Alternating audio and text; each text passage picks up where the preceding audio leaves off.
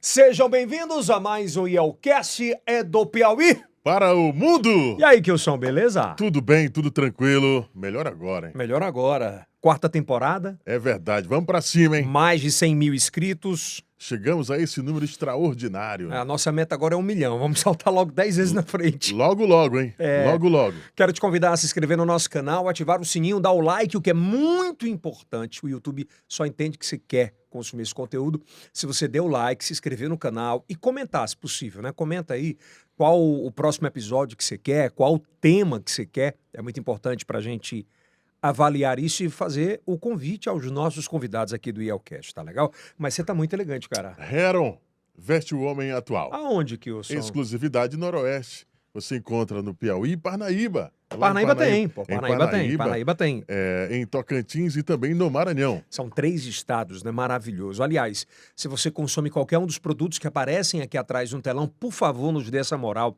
Se você vai fazer aquela apostinha bacana. Já sabe, Esportes da Sorte. Esportes da Sorte, G3 Telecom, internet. Qualquer um desses produtos que aparecem aqui atrás, você é nosso convidado especial, né, Kilson? É verdade. Dê essa moral pra gente aí. Vamos que É vamos. muito importante que você dê essa moral pra gente, tá bom?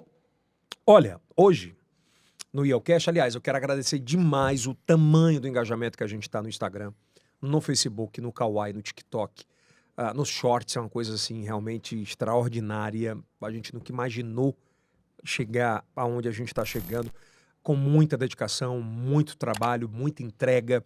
E você, sem sombra de Deus, em primeiro lugar, a nossa equipe que é maravilhosa, mas assim, você aí do outro lado tem feito entrega absurda pra gente. Só agradecimento, só o muito obrigado por tudo Gratidão. o que tem acontecido. Só gratidão, né, Kilson? É verdade, gratidão. Vamos que vamos, porque a internet tá aí. Tá aí.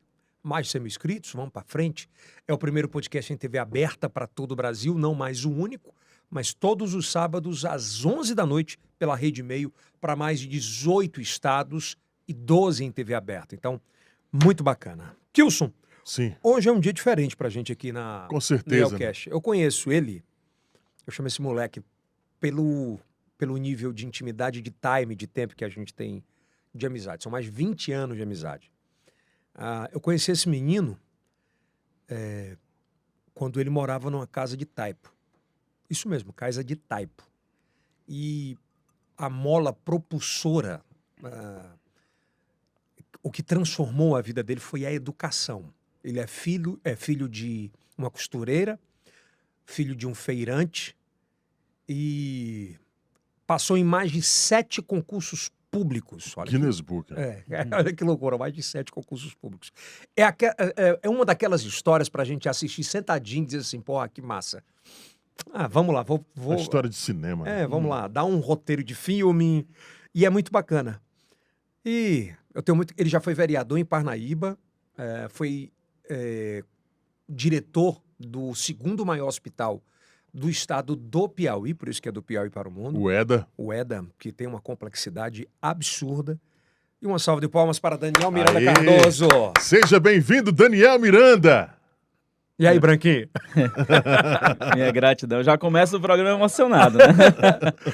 Pelas palavras e por estar aqui hoje, assim. Hoje eu tô na frente de amigos, assim. Uma pessoa com quem a gente tem uma relação de irmandade mesmo. Não é de amizade, é de irmandade, mais de 20 anos. Então, Eu conheço o Dani antes da Rio, cara. É verdade.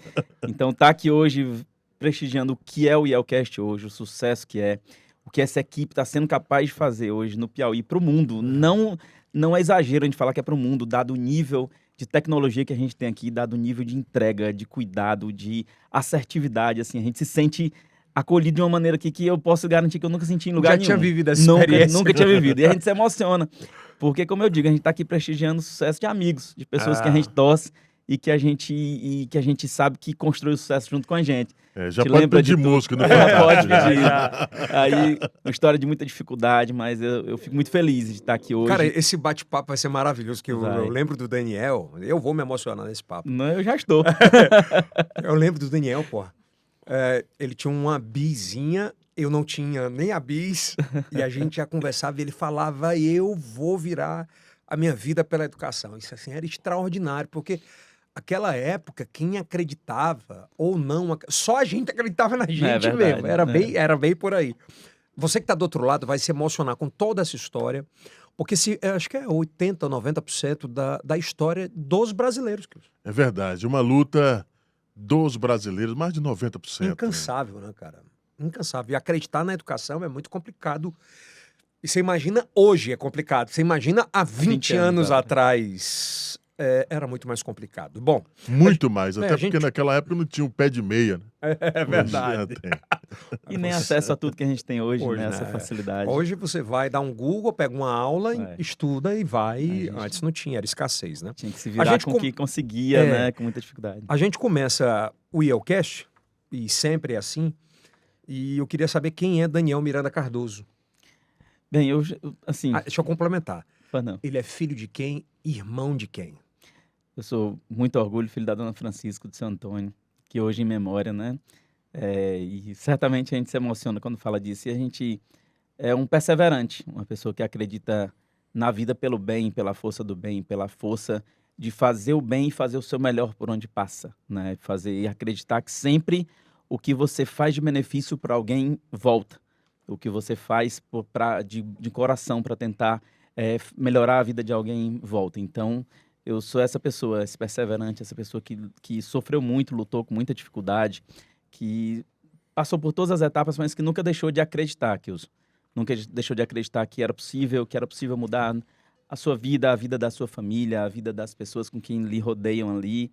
E quando eu falo mudar, eu não falo num aspecto financeiro, eu falo de você mudar, de você levar mesmo a condição de você ser um suporte, de você ser uma pessoa que quer estar do lado das pessoas e que acredita que pode fazer o bem pelas pessoas. Então, é isso que a gente leva como filosofia de vida. Tua mãe?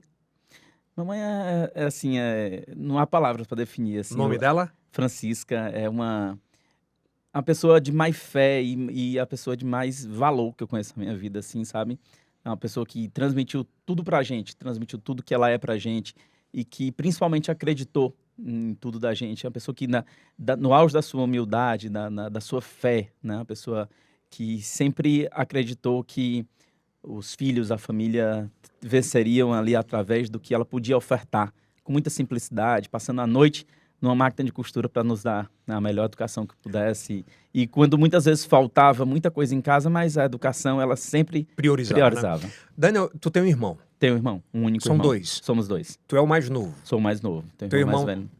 Danilo é empresário, né? Atua no setor gráfico também, é uma pessoa que também, exemplo da vida da gente, também se formou com muita dificuldade e que... Ele é formado? É formado. Danilo é tecnólogo em segurança do trabalho e hoje envereda na área do empreendedorismo, né? Tem uma gráfica, é extremamente responsável com o trabalho que ele faz, reconhecido também lá na cidade de Parnaíba pelo trabalho que ele faz do serviço gráfico. Então, é uma pessoa também que tem sua trajetória muito bonita na cidade de Parnaíba. Tem entrega, né? Tem entrega. A gente falou de entrega. É verdade. Aqui é o exemplo.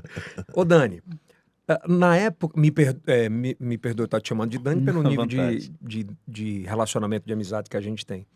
Mas, assim, quais as primeiras memórias afetivas que você tem? Porque quando eu te conheci, eu me lembro que você morava numa casa metade de tijolo e metade de taipo mesmo, né? Eram uns 4 lá. Sim. Mas as primeiras memórias afetivas, porque eu entendo que para chegar no tijolo ainda continuava parte taipo. Sim.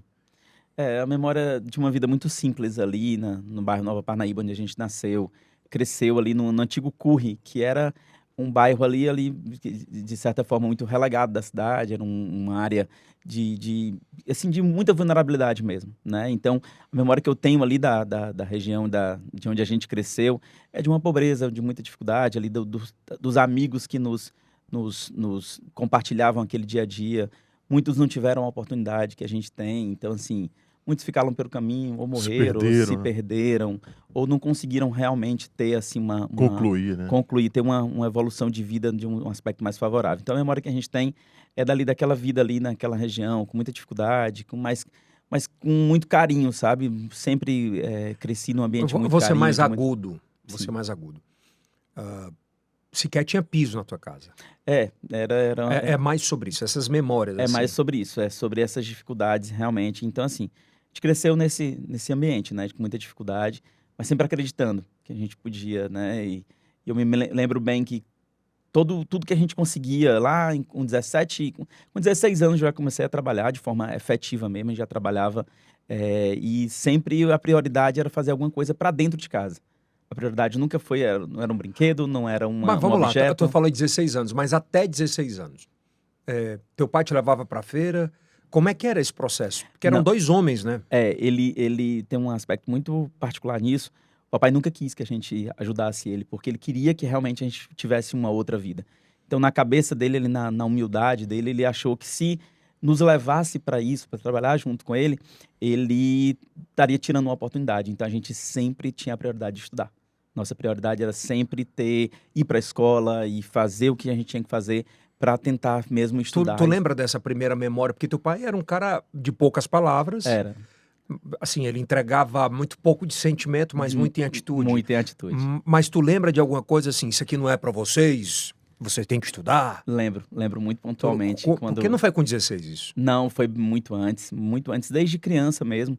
Ele nunca quis. Sempre que questionavam por que a gente não estava lá ajudando, por que a gente não ia para essa vida, ele nunca aceitou. Ele sempre dizia, eu lembro isso de forma muito repetida, muito na minha cabeça mesmo, assim, de forma muito, tipo, como era muito clara, de dizer que os filhos dele teriam que ter uma outra vida diferente da que ele tinha.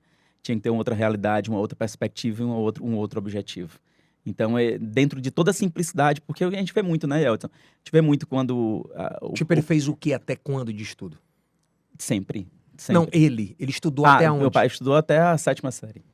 Até a 7ª série. Minha mãe ainda concluiu o ensino médio. Mas ele entendia que a educação...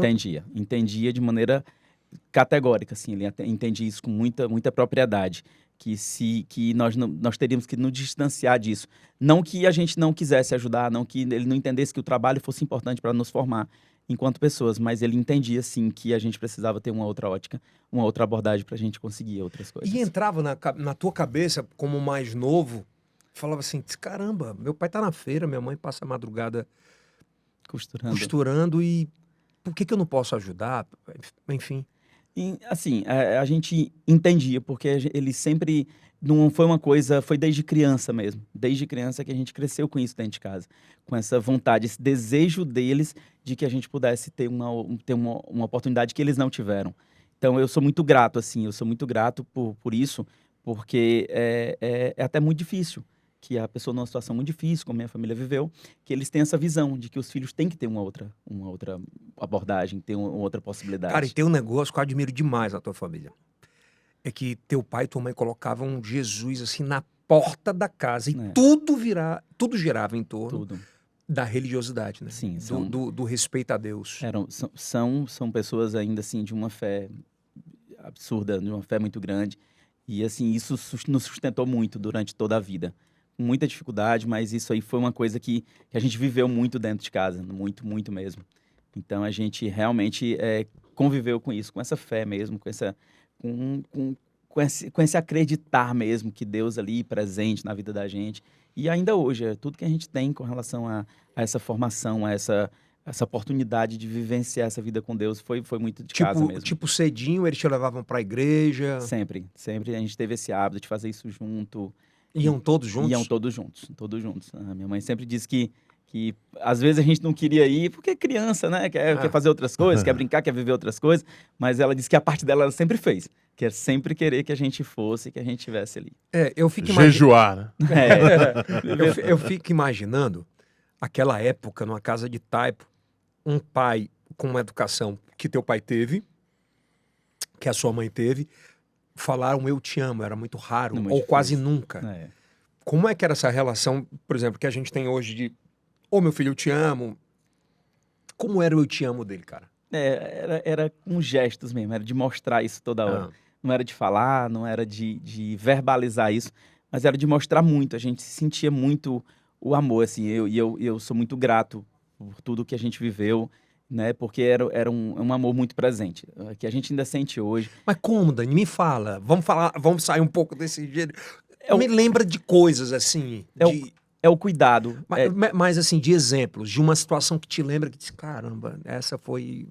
Assim, eu teria muitas coisas para falar assim, mas é o cuidado, assim, mesmo com toda simplicidade, mas é o cuidado de você querer que aquela pessoa tenha sempre o melhor. Né? De Eu você... compreendo, mas para quem acompanha, ele precisa, não é, que às vezes de Sim. exemplos assim. Diz, olha, Palpável, né? naquele dia aconteceu uma situação assim, aquele foi o eu te amo dele. eu lembro muito assim, por exemplo, meu irmão precisou ir embora, né, para trabalhar, oportunidade de vida mesmo. Parnaíba não tinha, meu irmão precisou ir embora de Parnaíba para morar em Brasília, porque a gente tinha parentes que moravam em Brasília. Aliás, tem uma comunidade piauiense Em gigante em Brasília.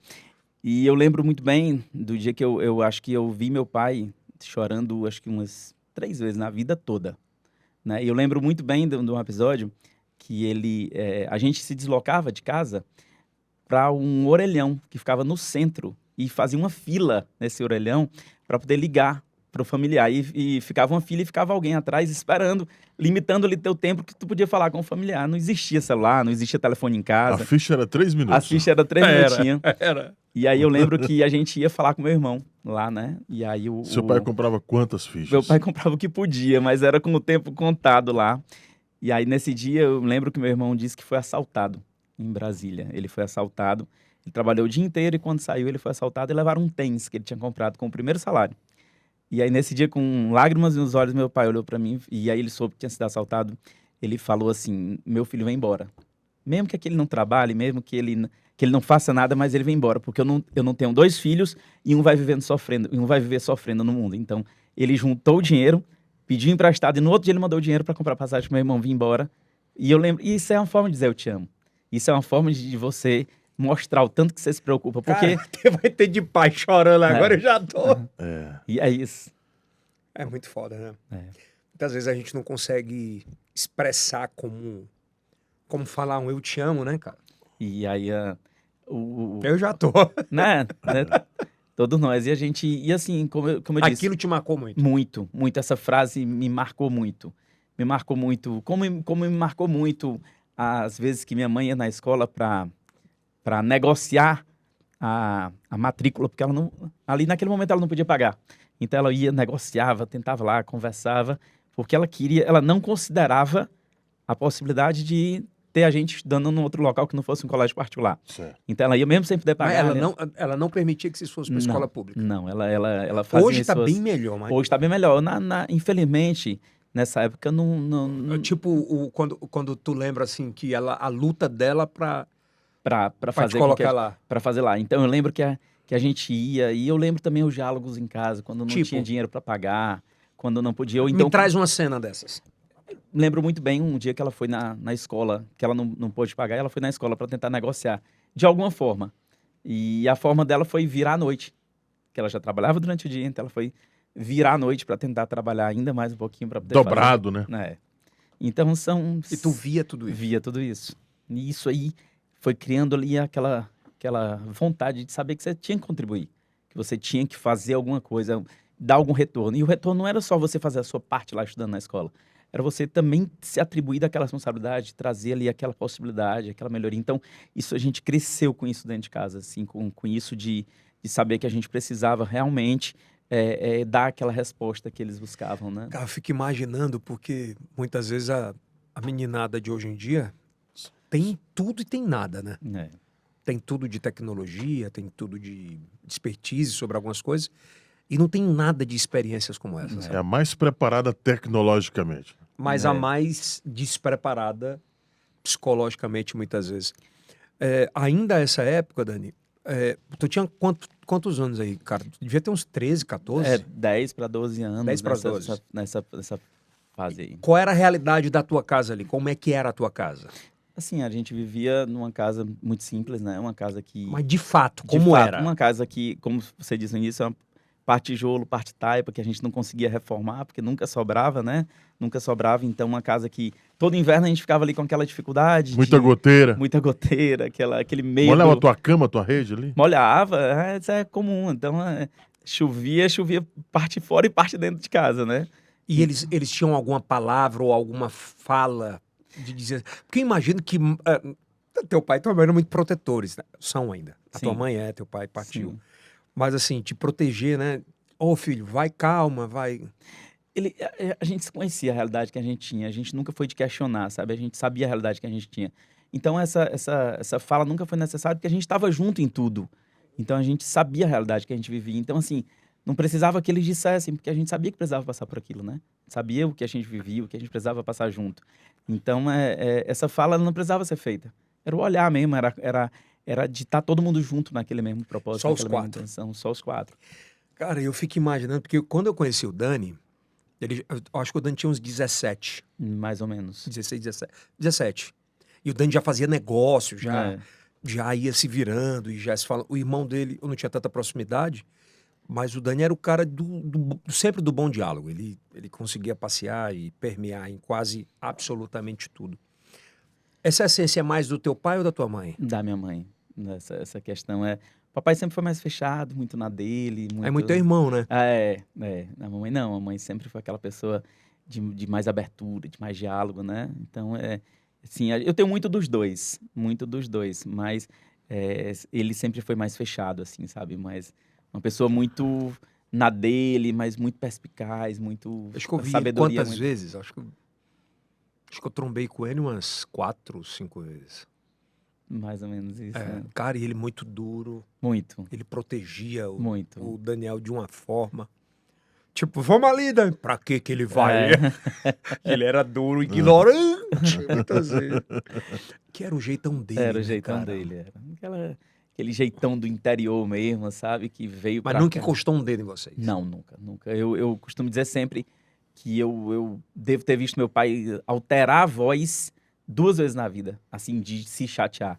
Era uma pessoa de assim, uma tranquilidade, assim, um universo de força mesmo, dentro daquela simploriedade e simplicidade dele. Dani, tu estudava quando tu entendeu que a única capacidade ou a única realidade de mudança de vida eram os estudos. Você passou a estudar quantas horas por dia? Estudava bastante. Ia para a escola, quando voltava, ficava em casa estudando a tarde toda. E assim, era trancado. Se saísse ali do quarto, mamãe já brigava, porque ela entendia que ela reconhecia que, dado o esforço que ela tinha que fazer para a gente ter aquele acesso àquela educação, a gente tinha que corresponder, né? Então a gente estudava ali pelo menos umas 8 horas por dia. 8. Depois da. Então, tipo, nessa época não tinha brincadeirinha de festa? Não, eu sempre, quando os amigos ali os amigos da mesma idade ali do bairro, sempre diziam assim, Daniel, não sai não, o Daniel é o protegido, é sempre dentro de casa, estudando. Então a gente sempre tinha isso, né? Mas não era muito uma imposição, não, era porque eu gostava mesmo, eu entendi que aquilo ali era necessário pra gente poder ter uma mudança de vida, ter uma Tu possibilidade. entendeu, por exemplo, que tu poderia curtir depois, mas aquele momento era de plantar? Era isso. Isso eu lembro que com 15 anos eu fui trabalhar numa empresa que digitava provas na época do Windows 95 lá, e bem antigo, e a gente fazia disquete provas e tudo. com disquete, com tudo. A gente fazia provas pro Sesc, digitava as provas do Sesc. Eu fui trabalhar numa empresa que digitava. A minha família já tinha me oportunidade nessa época um curso de informática, né, e que era muito difícil. Estamos falando aí de, né, mais de 20 anos atrás. 30 anos, 30 anos 29 atrás. anos 29 atrás. anos atrás. Então o computador estava ali começando, então eu aprendi, aí a gente já digitava lá. Eu me lembro bem o primeiro salário que eu recebi. Primeiro salário. Eu recebi R$5 o primeiro salário. Mensal, era R$5. E eu cheguei com esses R$5 e entreguei em casa. Porque Qual foi o sentimento de entregar? foi... Assim, até se emociona, porque é uma emoção muito grande. Pode falar. Não, é porque realmente eu cheguei do jeito que eu cheguei, eu entreguei, tá aqui, pra ajudar a pagar a minha escola. Sabe? Não pensou em outra coisa? Não. E quando tu olhou para os olhos da tua mãe? Ela se emocionou muito. Muito. Então, assim, desde o início que a gente entendeu que precisava trabalhar, estudar e tal. Então, eu sempre busquei, sempre corri atrás. E assim, a gente sempre... E ela falou o que pra ti? Não, eu lembro a cena, né? Eu lembro, ela só recebeu, agradeceu e assim, disse que ia ajudar muito, né? Recebeu, agradeceu. E eu sabia que ia, né? Sabia que, dada a dificuldade, né? Ia ajudar muito. Te toca, né? Muito. Aquela foi uma cena divisor de águas na tua vida? Sim, foi porque foi muito simbólico, né? Foi a primeira vez que você recebeu alguma coisa Você tinha ali. quantos anos? Eu tinha 16 anos. 15 para 16 anos. Naquela 15. oportunidade, tu disse, isso é É. ser o homem da casa, É. ou É fazer ser um homem... Fazer a minha parte. Fazer a minha parte para Quando eu diante falei de tanto homem que eu da casa, recebo. que dizer assim, eu recebi, eu tenho que devolver. Tenho que fazer. Isso aí. É isso. Te deu mais gás pra trabalhar. Claro, sem dúvida nenhuma. 16 anos. E logo então a gente começou a estudar, passar em concurso e assim, a realidade foi mudando lá ao longo do tempo, né? Quando é que... Eu me lembro, e esse eu posso contar que é verdade, que eu sou. Ah. Eu me lembro que o Dani, quando começou a ganhar um dinheirinho, ele tinha a possibilidade de comprar carro, viajar, e ele resolveu colocar a casa dos pais dele abaixo. Para construir. Não foi? Foi. E ele juntou... Tu juntou aquela grana há quanto tempo? Eu juntei uns 5 anos. Foi uns 5? Foi uns 5 anos. Ele juntou 5 anos de grana pra botar a casa do pai e da mãe. E eu comprei um carro e uma moto nessa Foi, época. é. Foi. E eu me lembro que um dia a gente foi na Caixa Econômica para poder fazer um financiamento para reconstruir a casa. E aí eu lembro que a gente foi e o gerente da Caixa disse que a gente não podia fazer o financiamento porque não tinha como comprovar a renda. E aí eu lembro que a gente veio para casa, minha mãe muito triste, né? Porque não ia ter essa possibilidade, a gente queria fazer essa reforma, era importante. E eu disse para ela que ela não se preocupasse, que a gente faria, independente do financiamento. E neste dia eu vendi. Vendi o carro que eu tinha comprado, vendi a moto, que era um sonho de criança, né? Qual é a criança que começa ali a ganhar o dinheiro, passa no concurso? Era um Gol? Era um Gol. Era um Gol. Era um Gol. Era um Gol e era Uma bis. Uma bis. Era Eu uma lembro. bis. Tu vendeu tudo, Vendi pegou a tudo, grana. vendi tudo e investi na construção da E casa. aí tu tirou a casa de taipo dos teus pais. Foi toda demolida, foi Eu lembro. reconstruída. E foi reconstruída. E eu me lembro que tu passou quanto tempo ela sem reboco? Foi bastante tempo. Primeiro ela ficou ali para terminar, depois ficou sem portão, depois foi fazendo aos poucos.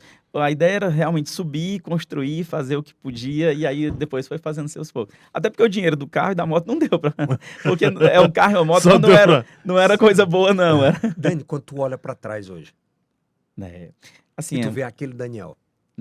assim, não me arrependo de nada, sabe? Nada. Faria tudo de novo. Mas tudo. quando tu olha pra trás e vê o tamanho... Porque quem tá agora vendo pode dizer assim, era obrigação, era não sei o quê. De 99%, quantos fazem? Muito pouco. Mas assim, Aquela foi a primeira realização? foi a primeira realização. Não foi quando você comprou o primeiro bem, foi quando você pôde fazer, quando eu pude fazer a primeira Servir, vez, né? servir, fazer por... Quando tu viu teu pai e tua mãe entrarem. Né? É um sentimento assim. E assim, eu não tenho esse marco, porque a gente foi lá pra dentro mesmo, ajudar a construir, fazer. Construíram o que primeiro? Não, a gente conseguiu construir tudo. Não, eu digo, mas foi o primeiro, foi o quarto deles para ficarem lá dentro? A gente, na verdade, saiu de casa, porque foi toda a não reforma. A gente saiu de casa, foi morar numa casa cedida, num período lá de uns 3, 4 meses, enquanto construiu. E a gente estava lá dentro todo o tempo. Então, quando deu para entrar, já entrou, já não... É muito louco, cara. É. E eu vi de perto isso, assim, a dedicação do Daniel era um negócio absurdo pelo pai e pela mãe. Tanto é que até hoje não casou, né? Eu vou falar essa história. Dani, como eram as suas amizades ali? Você se dedicava muitas horas estudando, mas como era aí as suas amizades de estudo, essa jornada toda? Como é que você se virava naquela época? A gente sempre teve uma relação muito boa ali com todos os amigos ali na rua. E apesar de não estar sempre dentro de todas as brincadeiras, nem poder estar dentro de todas as coisas que os meninos faziam ali, mas a gente sempre tinha uma relação muito boa. Ainda hoje, acho que eu levo as pessoas com quem a gente... E o Yaldis é prova disso. Eu levo as pessoas com quem a gente cresceu, com quem a gente conviveu muito próximo sempre. Eu nem lembro, assim, de alguém que a gente tenha se distanciado. Se distancia pela vida, mas não por outras. Então, assim... Mesmo a gente tendo mudado de lugar, né, tendo conseguido se formar, que muita gente ali da nossa turma não conseguiu, passar em concurso público, conseguir alçar outros voos, conseguir chegar a ser vereador do município, que a gente sabe que é difícil, na origem da gente, você chegar a ser representante da população do seu município, é uma coisa que realmente, assim, não pelo cargo, pela Por ter posição, chegado por lá, ter pô, chegado, né? é. Então, assim, a gente sempre se manteve muito próximo das pessoas com quem a gente cresceu, com quem a gente conviveu. Então, eu levo isso aí de forma muito grata, de ter essa relação, de manter essa relação com essas pessoas ainda na minha vida. Ô, Dani, quantos concursos públicos você passou? Eu lembro bem, eu estava conversando com o que você chegou, eu lembro bem de 7 concursos, mas houveram concursos que a gente fez, passou, mas que sequer chegou a ser nomeado, ou que sequer chegou a ser... Pode bater uns 10 aí? Acredito que sim, acredito que uns 10 concursos públicos, sim. Você passou em todos. Os que eu só lembro de um concurso que eu fiz que eu não tive êxito. Qual foi? Foi do Tribunal de Justiça. Mas de todos, todos que você fez, você passou? Sim, os outros que eu tenho lembrança que fiz, a gente passou Banco Nordeste, Ministério Público, concursos de prefeitura, governo do estado, né? Vínculos que governo do estado, ainda hoje eu sou funcionário do governo do estado, né? Mas então, assim, pelo menos foram os 2 concursos de prefeitura municipal de Parnaíba, governo do estado. Para isso, primeiro passou na universidade? Não, primeiro eu passei em concurso público. Que foi onde deu uma virada. Foi o primeiro foi concurso prefeitura? Foi IBGE. O primeiro concurso que eu passei foi um concurso temporário no IBGE. O primeiro, ainda menor de idade, né? Eu fiz 18 anos em março e em abril eu assumi no IBGE. Né? Recenseador? Era supervisor, era um pouquinho já tava... Então já foi um... Não ia para campo? Ia sim, mas fazia também a parte de recenseamento. Mas, porra, bater no peito e dizer eu sou concursado. Usava o colete? Usava, o crachazinho. Quantos anos? 17, eu fiz 17 em março e assumi o concurso em abril. Dia 1º de abril, eu fiz... Não era mentira. Era dia 1º de abril. E dia 4 de maio, um mês depois, eu passava em outros 2 concursos. A minha nomeação é de 1º de maio, do mesmo ano que eu fiz 18 anos. Então, eu fiz vários concursos ainda menor de idade. E esses concursos eu fui chamado quando completei a maioridade, né? E aí eu fui chamado. E aí passava no concurso, depois a gente trabalhava um período, modificava, e chamava para outro concurso.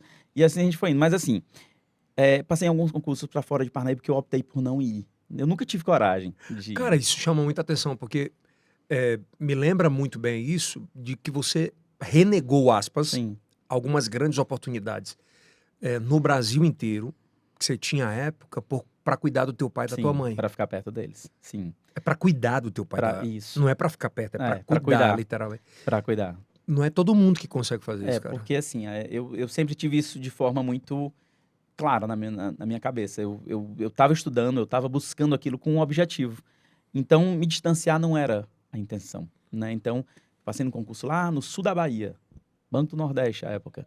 E podia ser uma excelente oportunidade, dada a minha realidade, mas eu não fui, não tinha intenção de ir em razão de querer permanecer ali perto deles. Ali. Quando tu vê assim, eu não vou conseguir ficar longe. Eu ainda hoje tenho essa mesma visão, ainda hoje eu não consigo ficar longe. Eu já tive a oportunidade de morar fora, de ir embora para outros locais, mas não é a Por quê, meta. Dani? Tu acha que é obrigação tua? Acho que é a obrigação. Eu acho que a gente, dado tudo que recebeu, tem essa obrigação. Pelo tamanho da força do que a tua mãe fez? Isso aí. Pelo que teu pai fez? Isso mesmo. Então, assim, eu acho que prioridade não é uma palavra que a gente fala no plural. Eu sempre digo isso. Não existe prioridades. Eu tenho prioridades. Você não tem prioridades na sua vida. Você tem prioridade. Prioridade é uma palavra no singular, é uma. Prioridade, desde que eu comecei a fazer, foi minha família. Então, ir para um concurso que eu podia ganhar melhor, não era minha prioridade naquele momento. Minha prioridade era ficar perto, cuidar deles e retribuir aquilo. Quando tu fala família, teu pai e tua mãe. Isso aí. Isso. Então, foi esse motivo que me levou a não ter ido para saído de Parnaíba, assim, de ter ido embora, de ter buscado essas oportunidades nesses concursos nos quais eu Aqui passei. embaixo vai ter gente falando no comentário, dizendo, mas você poderia ajudar mais se tivesse alçado voos mais altos. É possível, mas naquele momento não era a intenção. O foco. Né? Não era o foco, né? E como eu digo... Eles te pediam para tu ir? Não, eles nunca interferiram. Mas eu não sei porque eu tenho o sentimento de que eles não queriam. Eles não queriam, porque realmente ir para longe não era uma opção. Eu não seria feliz, certamente eu não seria feliz. Independente da oportunidade, independente da possibilidade financeira, eu não seria feliz. Não é sobre grana, né? Não é sobre isso. Nem status. Não é sobre isso, de forma nenhuma. É difícil, viu? Alguém... É muito complicado. Mas e quando você começou a ver as dificuldades dos seus amigos ali no bairro, Isso foi que começou a despertar ou a política foi entrando naturalmente na sua vida? A política foi um movimento que eu nem pensava, assim, não era uma coisa que eu projetava lá, assim, quando eu comecei a militar nessa vida pública, digamos assim. Porque a questão de passar no concurso público levou a assumir cargos públicos, e esses cargos públicos levaram a gente a assumir funções dentro da gestão, tanto governo do estado como prefeitura, e isso naturalmente confluiu para você acreditar que você podia fazer mais, que toda aquela experiência, porque assim, foram muitas experiências em muitas áreas. Eu já atuei com a parte de desenvolvimento urbano, quando a gente foi lá em Parnaíba, coordenador do programa Minha Casa Minha Vida, que a gente fez em Parnaíba na época a maior quantidade de moradias populares proporcional no Brasil. Naquela época, o Minha Casa Minha Vida estava em auge, a gente coordenou o programa Minha Casa Minha Vida, então a gente conseguiu ali um bom resultado, né? Então, esse trabalho sempre, assim, essa questão social, trabalhar com a cultura, eu fui secretário de cultura, fui diretor da Secretaria de Cultura durante um tempo, então trabalhar com esse social levantou a possibilidade de a gente poder fazer mais, de saber que a gente podia fazer mais. Foi uma coisa que nasceu lá na comunidade, ali onde a gente nasceu, mas também por essa entrega nas funções públicas. Mas qual foi o primeiro convite? Não houve um convite. Não houve um convite. Foi uma coisa... Eu não saberia nem te dizer que ponto. Não houve um ponto de dizer assim, a partir de agora a gente vai aqui militar na vida pública. Não. Foi uma coisa natural. Você assume uma função, A maioria dessas concursados e foi te puxando para um lado? Foi puxando para um lado, foi puxando para essa questão de achar que você pode fazer mais. E aí foram várias funções e várias coisas que deram um conhecimento mais abrangente da cidade. E isso levou... Dani, tu já assumiu quantos cargos públicos, assim? Tem de cabeça? Foram muitos. Assim, cargos públicos, muitos. De coordenador de programa social, de secretário de cultura, superintendente de desenvolvimento econômico. Muito ligado a povo. Muito ligado sempre a povo. Muito ligado. Cheiro sempre de povo. Sempre a realidade de querer mudar mesmo ali alguma coisa, de se entregar, de querer ir para uma função e querer mudar o resultado daquilo ali. Quando tu se via como gestor naquele momento, aquilo te remetia àquele Daniel lá atrás?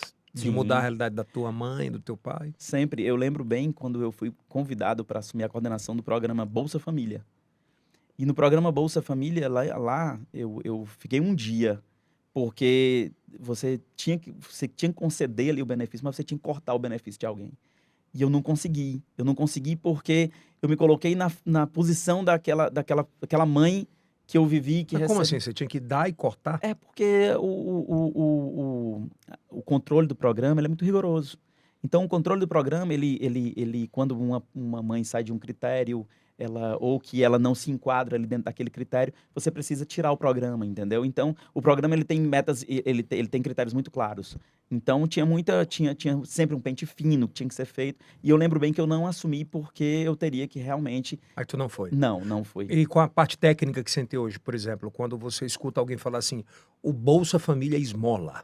O Bolsa Família é a geração de um bando de preguiçosos que sequer trabalham ou têm oportunidade. Tecnicamente, quando tu escuta isso, o que é que te vem à cabeça? Eu acho injusto. Eu acho porque a gente vive num país de extremas desigualdades. De extremas desigualdades de oportunidade.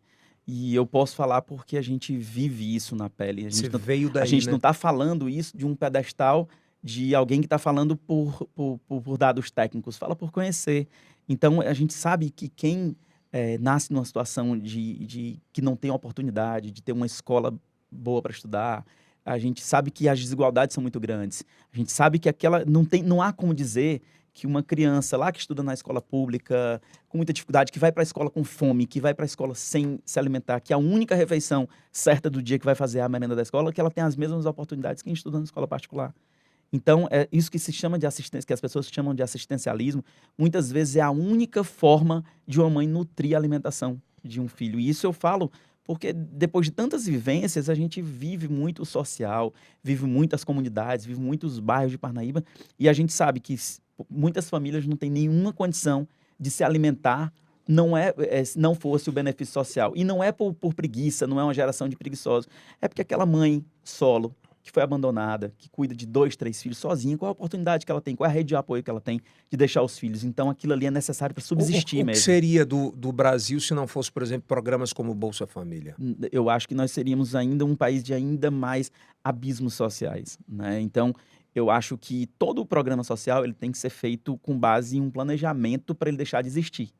Mas até esse planejamento deixar de existir, ele é muito necessário. Porque a gente vive um país de vários anos aí, de vários séculos de desigualdades sociais, desigualdade de oportunidades. Então, numa situação como essa, você não pode achar que a oportunidade é igual. E olha que louco que a gente pode falar sobre isso Sim. com muita tranquilidade.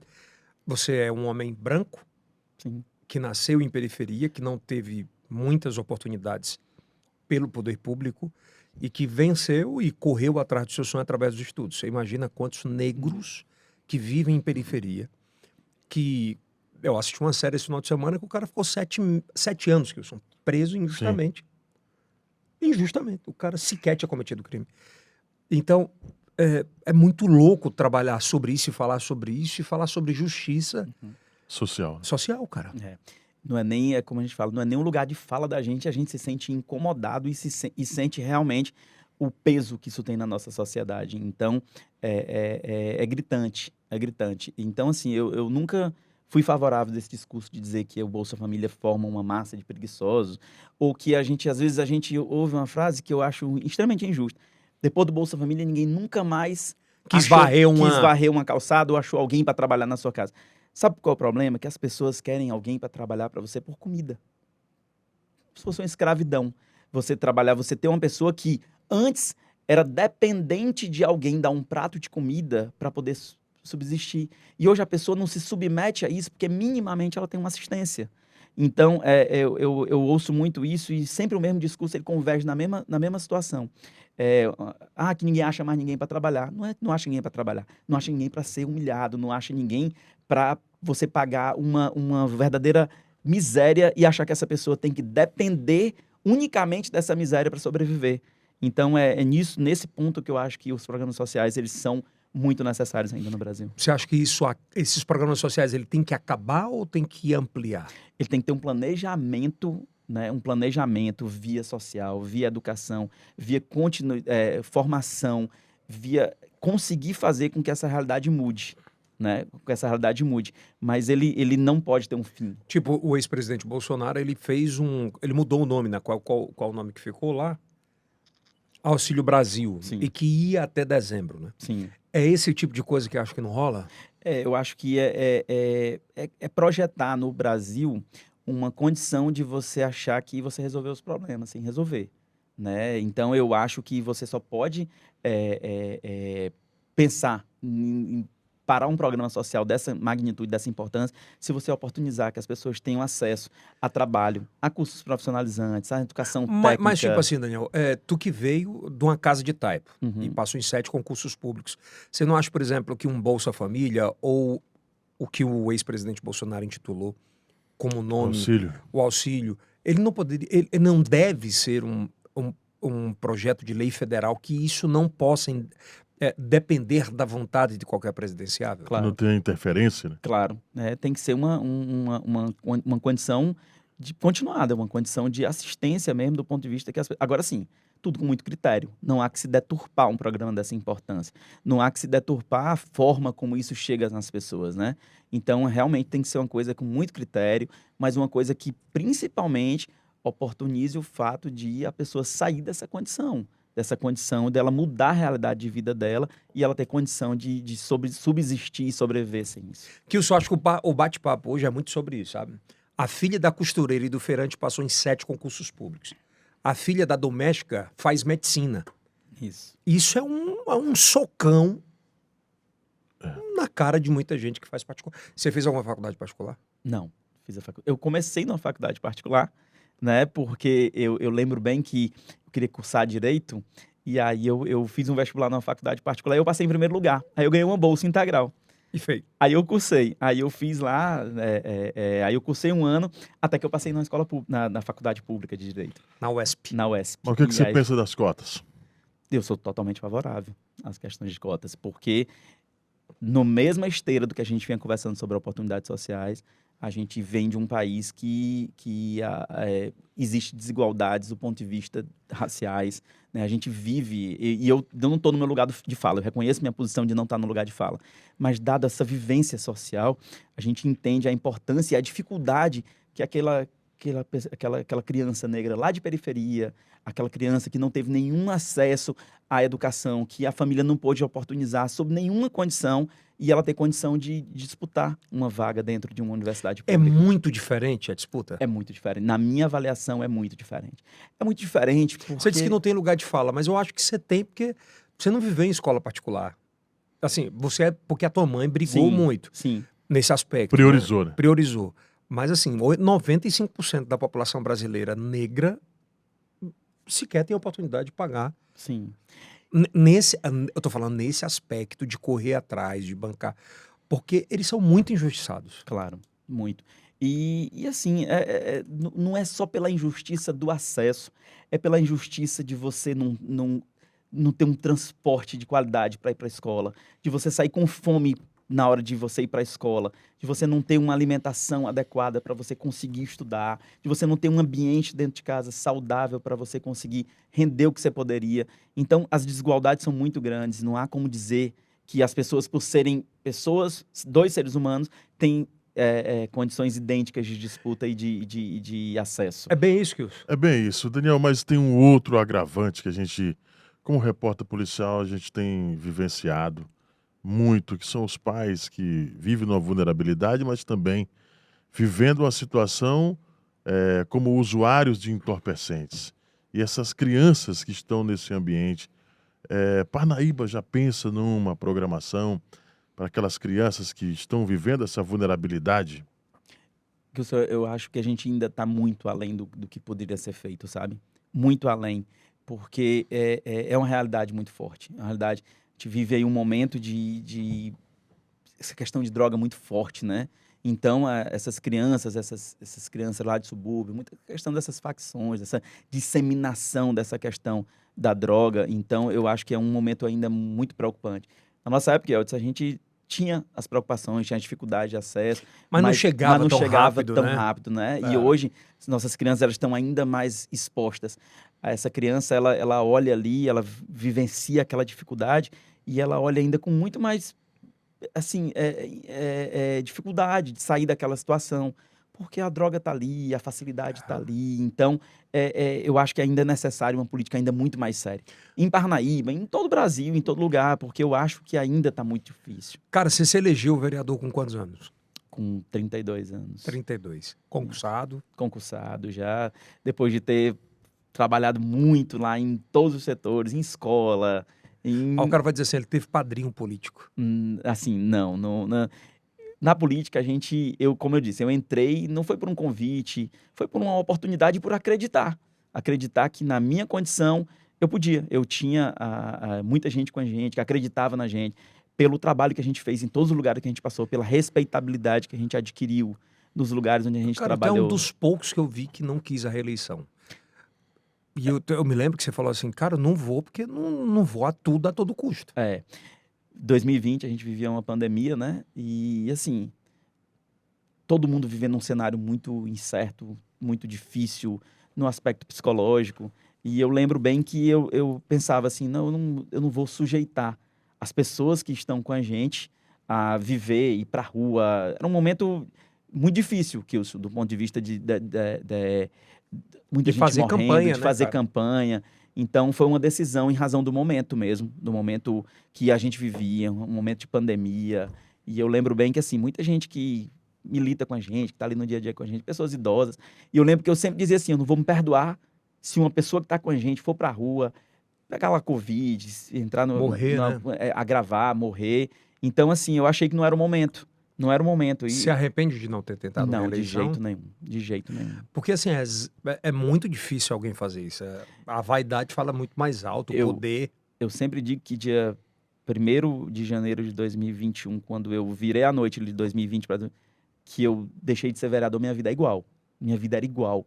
Eu nunca me atribuí da função de vereador, nunca cheguei no lugar me apresentando como vereador do município.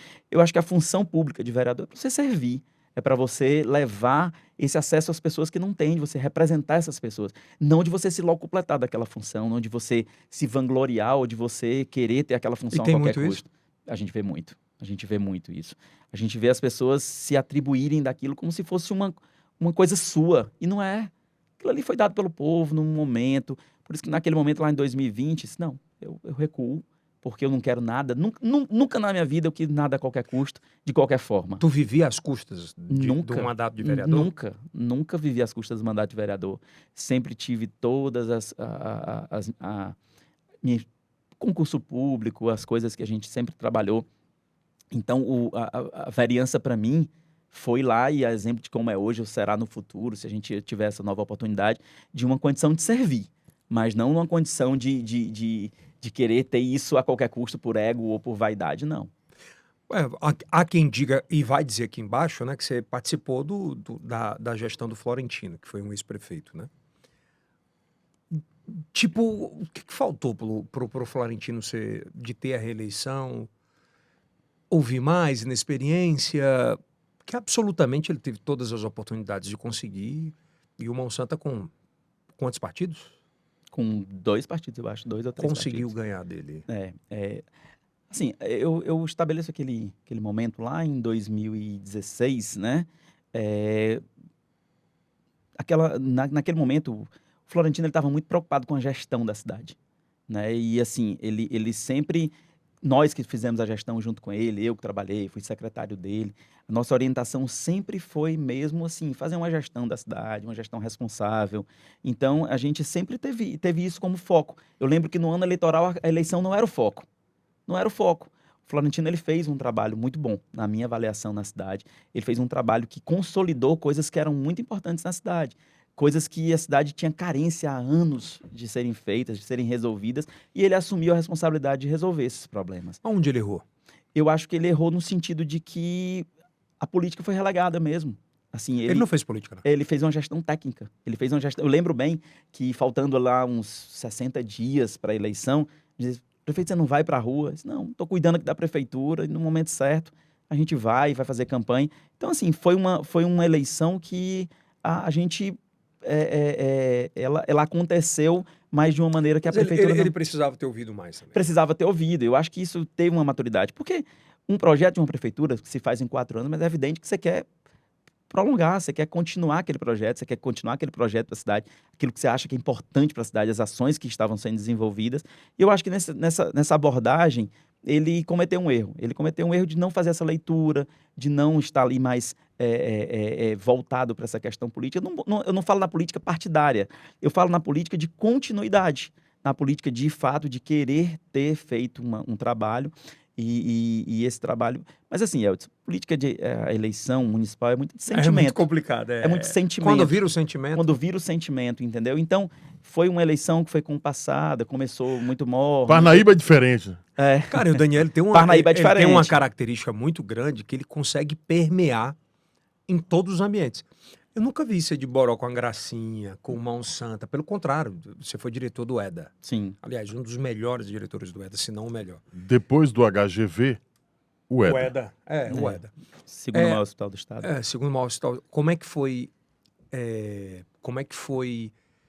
você exercer esse cargo tão importante e tão fundamental para a saúde do município? E segundo, como é que foi essa correlação de uma prefeitura adversa, né? Como é que era lidar com o Mão Santa ali? Eu sempre, independente da função. Lá como vereador, a gente sempre teve um diálogo com todo mundo. Se é importante para a cidade, a gente vai estar sempre junto. Eu nunca fiz uma oposição por aquela oposição chata, aquela oposição burra, midiática. Não, eu não entendo que a gente precise disso. Se você está na oposição, você tem que fazer uma oposição propositiva, responsável, de forma que você contribua com as ações do município. Então, quem me viu na posição de oposição ao município, pode perguntar isso para a gestão anterior, que mostra que a gente sempre teve uma posição muito responsável. Ninguém fazia um trabalho por fazer, a gente fazia um trabalho mostrando que precisava resolver. E nessa mesma condição, a gente foi lá para a direção do hospital de Seu Arco Verde, que hoje, macro-regionalmente, é de uma importância extrema para a planície litorânea, para a região dos Cocais. O EDA hoje é uma referência para 33 municípios do Piauí. Para quem está em casa, quantos atendimentos dia? Mais de 300 atendimentos por dia lá. Né? Em 2022, que foi o ano que eu estive na direção, esse número ele se alavancou muito. Porque a gente saiu num período pós-pandêmico e esse número aumentou muito. As pessoas, no período da pandemia, elas se distanciaram do ambiente hospitalar. Né? Focou-se muito na questão da Covid. E aí, nesse período de 2021, 2022, as pessoas começaram a voltar para o ambiente hospitalar, tratar as patologias que ficaram relegadas ali durante o período da pandemia. Então, foi um período que a gente ampliou muito os atendimentos do EDA. Mas ampliamos com qualidade. Então, a gente sempre fez uma relação muito próxima da prefeitura, de qualquer agente que tivesse a intenção de contribuir. A gente sabe a importância do EDA, então, que espécie de gestão nós teríamos se a gente fosse politizar isso aí. Então, não existia política dentro do EDA. Se qualquer situação pudesse ser feita, que tivesse a participação da Prefeitura de Parnaíba ou de qualquer outra prefeitura da planície, ela seria feita independente disso. Daniel, qual a importância do banco do leite materno para Parnaíba? Hoje é importantíssimo. A gente tem hoje, o EDA é a maior referência da questão de maternidade em Parnaíba, né? Então, é importantíssimo. A gente faz lá recolhimento de leite humano, faz toda essa questão, manda ainda para Teresina para processar. Lá é uma coleta ainda de leite humano. Lá o EDA ainda faz só a coleta e manda para processar aqui na capital. Mas já está em trabalho lá essa questão de processamento para ser um banco de leite. E é de extrema importância para parturiente que sai lá, o filho fica muitas vezes lá, tem uma unidade de terapia intensiva infantil, a unidade de cuidados intermediários infantil, a UTIM, a UCIM. Então, é de extrema importância para qualquer unidade hospitalar que tenha como referência o materno infantil, um banco de leite. Né? Cuidado importante. O cuidado, certamente. Como é que está o EDA hoje? Assim, hoje é um momento... Eu sei que é um filho teu, porque tu se dedicou muito. Muito. Né? E assim, eu olho lá sempre com muita cautela, muito cuidado. Eu ainda hoje recebo informação o dia inteiro sobre como está o EDA. E hoje, assim, a situação não só do EDA, mas da saúde pública, de uma maneira geral, no Brasil todo é muito difícil. Né? É muito difícil. A gente recebe lá informações com muita preocupação. Mas a gente entende que a gestão que está lá está querendo acertar. Está querendo acertar. O governador Rafael direcionou uma gestão lá que hoje é uma gestão... Mudou, né? Mudou. É uma gestão que ela tem hoje uma predominância privada, né? É uma OS, uma organização social que está gerenciando o hospital, que enfrenta um desafio enorme, enorme. Enorme porque o EDA é um desafio muito grande. Qual é o desafio? É tirar vícios? O que é? O EDA é o maior hospital no modelo dele no estado do Piauí. É o maior hospital de urgência e emergência de porta aberta. Então, você tem uma porta escancarada que você não sabe que você vai chegar. Você não sabe que você vai chegar daqui a 10 minutos no EDA. Pode chegar ali qualquer coisa que aconteça na planície litorânea, de qualquer grau de complexidade, vai para lá. 33 municípios, recebemos ainda parte do Piauí, do Maranhão e do Ceará. Então, é uma complexidade muito grande. Você tem um hospital de porta aberta. O HUT em Teresina. O HUT é um grande hospital, mas ele é a porta fechada. As UPAs recebem lá e filtram para lá e mandam para lá. No EDA não, o EDA está de porta aberta. Bateu lá, já foi. O que chegar lá, você tem a obrigação. Então, lá chega o politrauma, lá chega o TCE grave, lá chega se houver uma catástrofe, tudo vai 24 horas, né? 24 horas hospital por dia. De guerra. Então, e foi concebido como um hospital de campanha, um hospital para ser realmente um hospital. E aí, desde a sua existência, que ele trabalha nesse modelo. Então, mas tu acha que essa mudança brusca, ela não acaba prejudicando?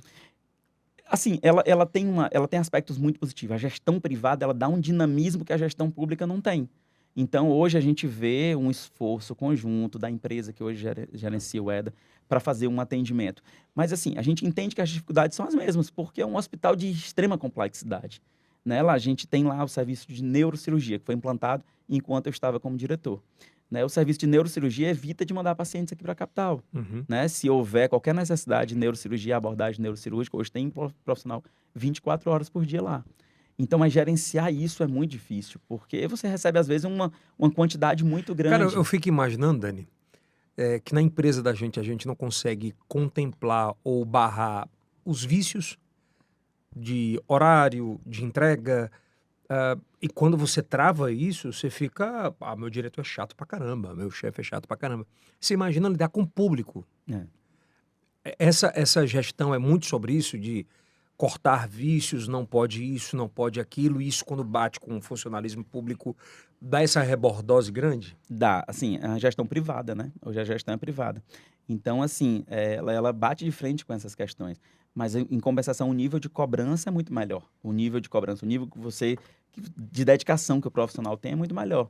Então, eu digo muito assim, o EDA, ele tem profissionais excelentes. Excelentes. Quando eu fui assumir a direção do EDA, a primeira coisa que a gente identificou era quais eram as principais dificuldades lá.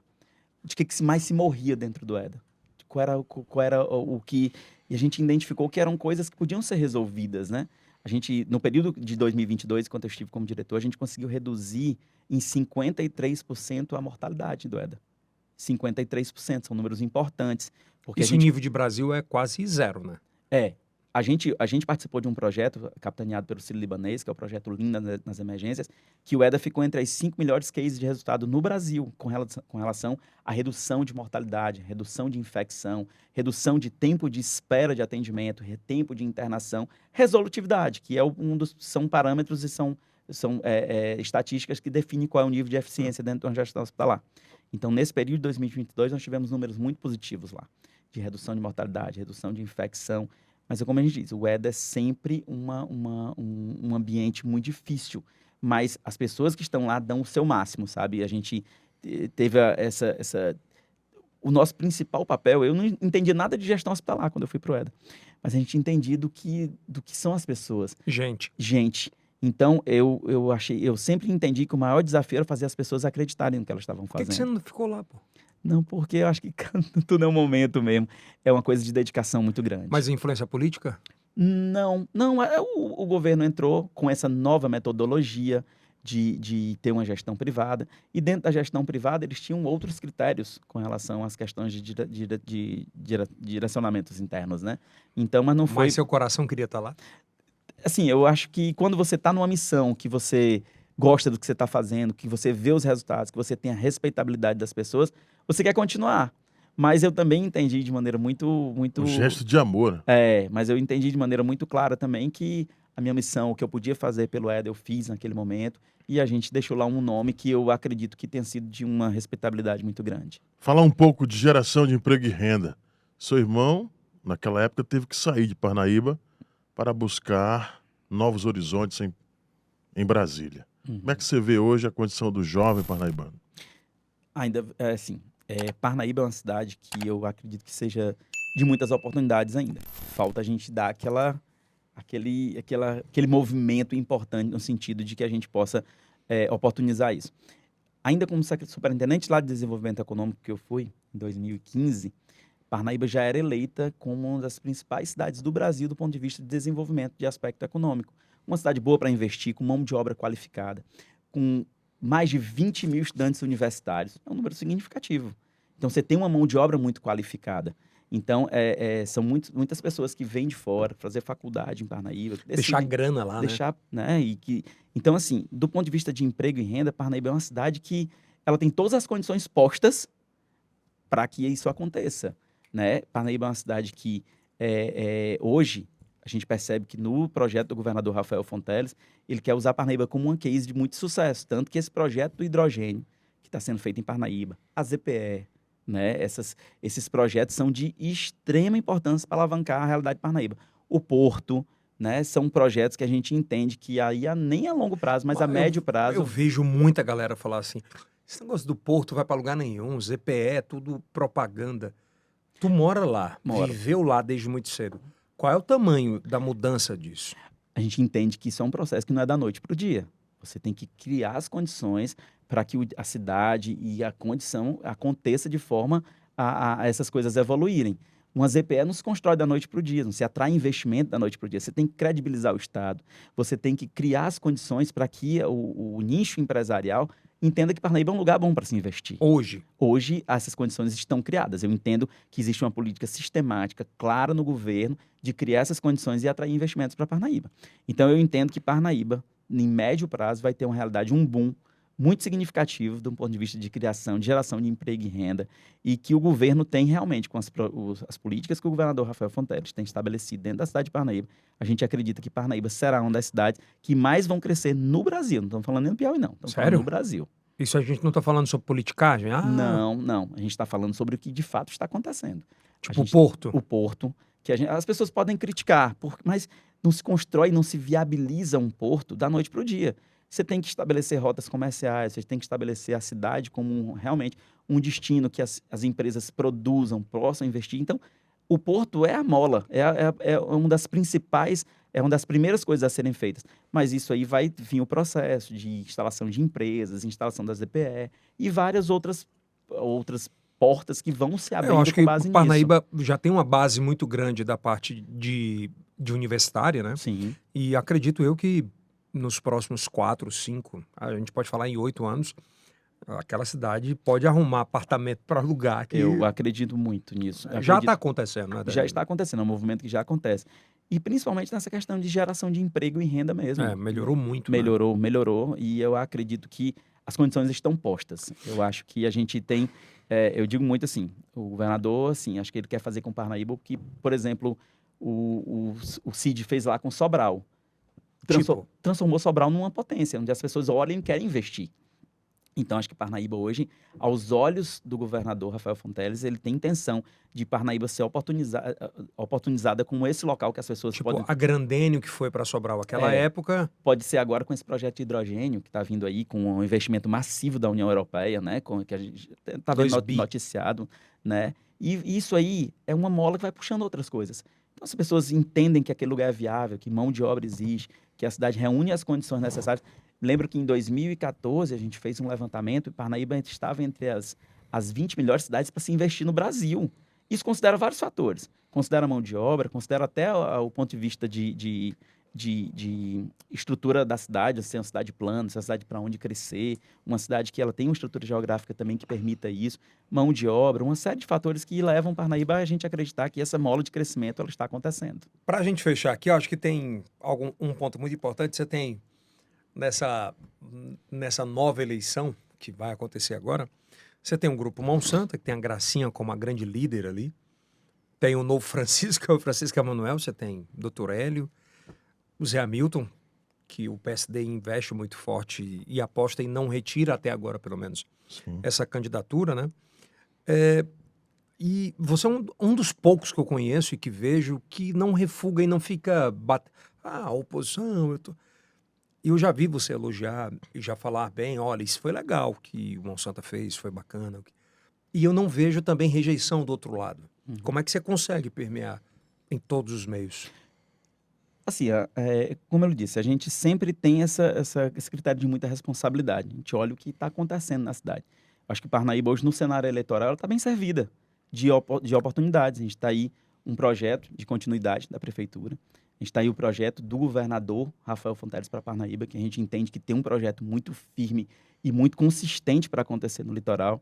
Também tem o ex-prefeito Zé Hamilton, que tem uma história dentro da cidade, né, disputando. Então, assim, eu acho que nesse cenário, Parnaíba tem boas opções. Está bem servida? Está bem servida. Eu acho que a gente está começando um processo pré-eleitoral, né? E todo mundo vai trabalhar a sua viabilidade, vai trabalhar a sua condição de se estabelecer, de ganhar a confiança das áreas. Parnaíba tem uma característica muito diferente do ponto de vista eleitoral. Parnaíba não é qualquer cidade. Parnaíba tem fenômenos eleitorais que são muito... O que define essa eleição? Eu acho que define é sentimento. É de fato de você mostrar para a cidade o projeto que você tem para Parnaíba. O Mão Santa venceu com 2 partidos. Parnaíba faz fenômenos eleitorais que precisam ser vistos. Então, todos os grupos que estão concorrendo a essa eleição em Parnaíba, ela tem que ter o sentimento das pessoas para viabilizar. Parnaíba não é uma cidade que se vende eleitoralmente, não é uma cidade que se define uma eleição prévia, não.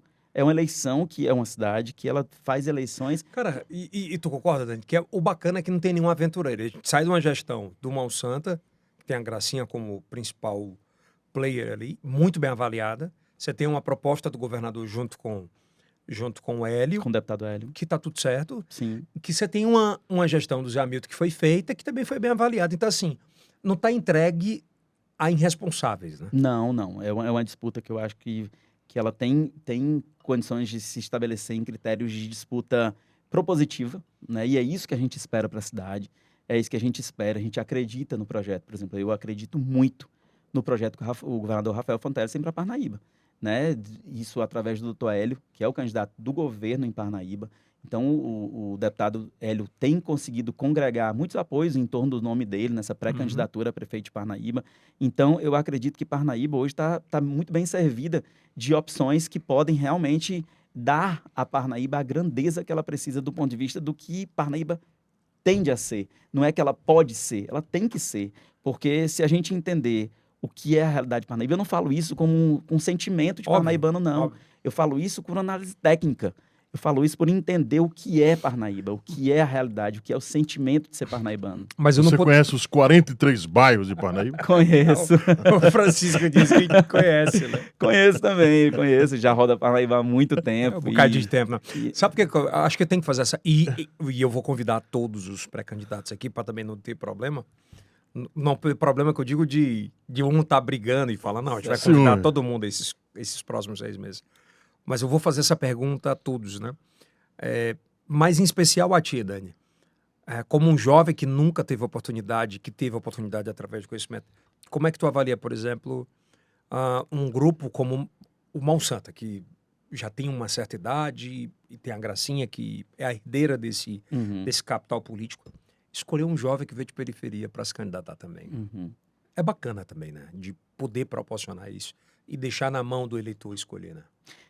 Esse fenômeno, como eu disse, Parnaíba já aconteceu esse fenômeno. Por exemplo, lá em 2012, o Zé Hamilton escolheu o Florentino, que era uma pessoa com história também sem histórico político na cidade. Zero histórico político, sem ter uma história de ser de família Eu tradicional. não lembrava dessa parada.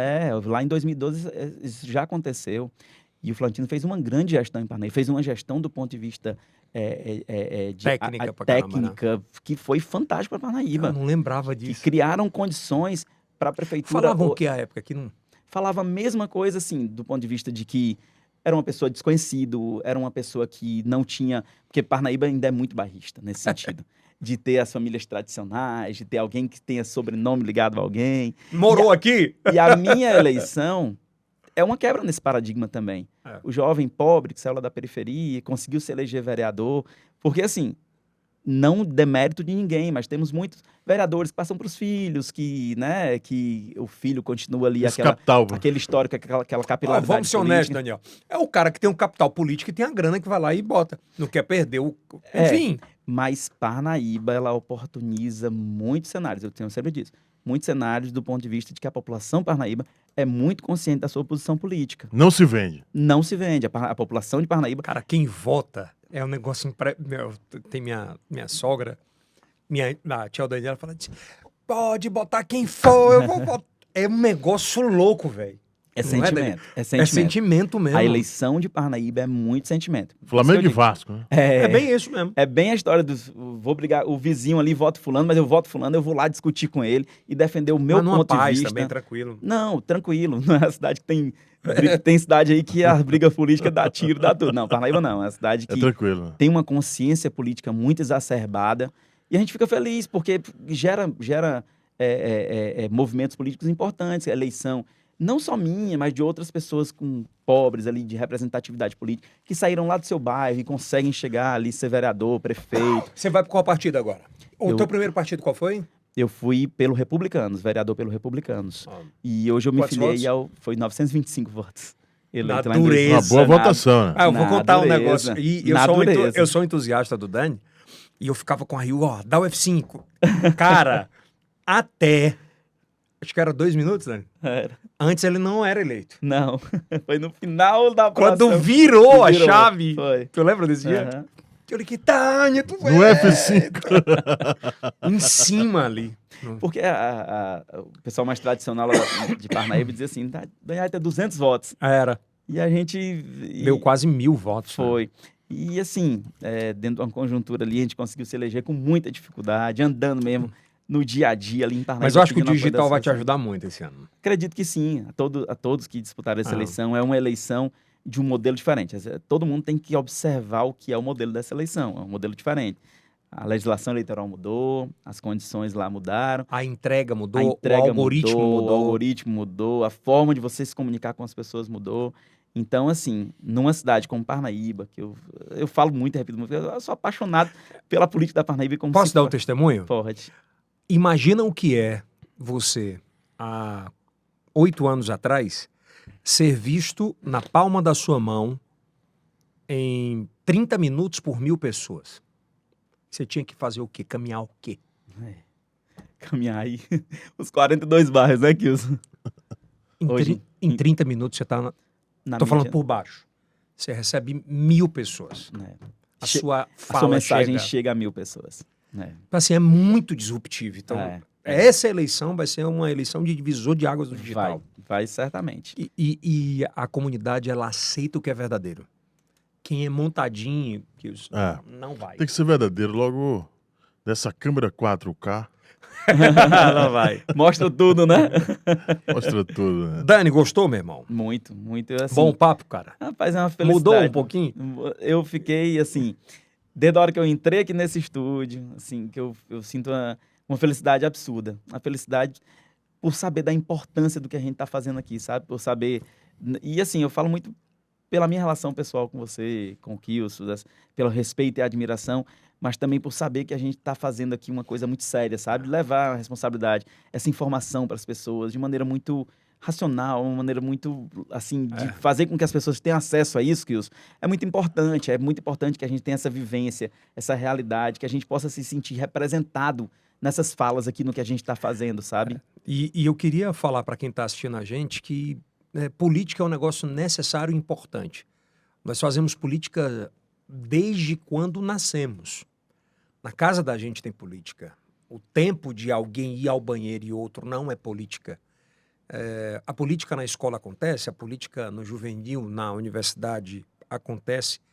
Obviamente, cabe a gente entender qual política a gente quer enfrentar, participar e conviver sobre isso. Quando a gente convidou o Daniel aqui, eu falei que isso é um episódio muito importante porque, para mim, vem muito na minha cabeça o episódio de alguém que teve que vencer através do conhecimento. Ele gerar a própria oportunidade, como a de milhares de brasileiros, de que o conhecimento e o estudo é a única oportunidade de mudar a minha realidade. E é essa a de 95% ou 98% da população brasileira. E é isso que é massa, sabe? A meritocracia. Ou eu faço pelo talento e pela educação, ou eu não consigo. É verdade. Vencer e não ter a vergonha de ser feliz. É bem por aí. Acho que maravilhoso. Acho que vai ter muitos feedbacks maravilhosos. É o primeiro de muitos. Acho que foi muito posicional de a gente bater papo sobre a história, sobre o que é e como é. Acho que a galera vai te conhecer um pouco diferente do que não conhecia. E seja bem-vindo sempre. Obrigado, assim, eu fico extremamente feliz, de verdade, dado o nível de entrega que a gente tem aqui. A gente sente isso desde que a gente passa a porta do nível de entrega, do quanto que vocês sabem o que é importante, o que está sendo feito aqui. Vou dar um spoiler aqui. O Daniel foi o primeiro cara a me prestar uma grana. Na época eu não tinha absolutamente nada para comprar. Acho que foi o primeiro microfone da primeira rádio comunitária. E aí o Daniel me prestou o dinheiro. Lá Só atrás, né? 20... Eu tô com a Rio há 20... Uns 28 anos. Não, 24 anos. Não, uns 24 anos. Era coisa de 17 anos. Mas aí. já era um Shuri? Óbvio que não. Não era essa. Rapaz, Não, 24 mesmo, Nani? Só uns pra... 23 anos. 23 anos. Uns 23 anos. Foi, é isso aí. ele me prestou o primeiro dinheiro. Eu não tinha... Não foi nem dinheiro, foi teu cartão de crédito. Que eu não consegui pagar à época. E também teve um dinheiro para emprestar para arrumar um Santana que tá aqui. Tu lembra dessa tela? Cara, são histórias assim maravilhosas que se misturam, né? E aqui a vida vai evoluindo.